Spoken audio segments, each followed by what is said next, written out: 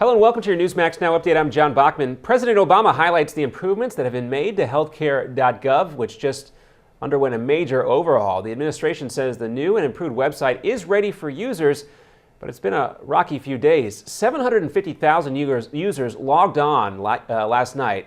That's about double the traffic for a typical Monday. The White House promised that the revamped website would handle 50,000 users at a time, but when it reached about 35,000, a new queuing system kicked in, putting thousands of people, including June Miles Mays, into a virtual waiting room. Very frustrating for me because I need insurance so badly. And it seems like something in the system or something is not working. Now, some people had to wait in that new queuing system for hours. Still, the White House says the system worked properly and the website did not crash, but still frustrating for a lot of folks. Now, the NTSB says that train that derailed in New York City was going way too fast, and the conductor may have had something to do with that, although officially they don't know why. Investigators say the Metro North commuter train was traveling at nearly 3 times the speed limit when it came around that bend in the Bronx. It jumped the tracks, killing 4 passengers and injuring dozens of others. Investigators say information from the train's data recorders reveals that the brakes were fully applied 5 seconds before that train came to a complete stop. They're now trying to determine if the wreck was the result of human error or mechanical failure. The train made 9 stops prior to derailing.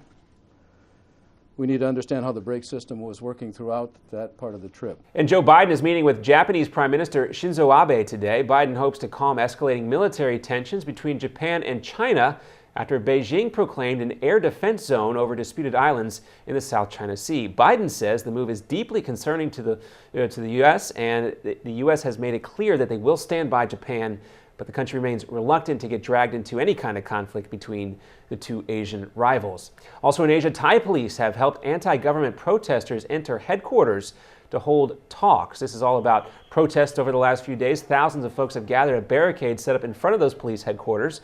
A focal point of these violent demonstrations aimed at toppling the government of Prime Minister Yingluck Shinawatra. The protesters marked the worst political violence to hit the country since 2010.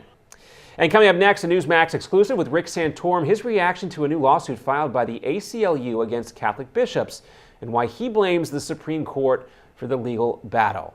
Plus, what happens when you try to jump between 2 buildings like they do in the movies, and see how many firefighters it takes to pull a woman to safety when she doesn't quite stick the landing.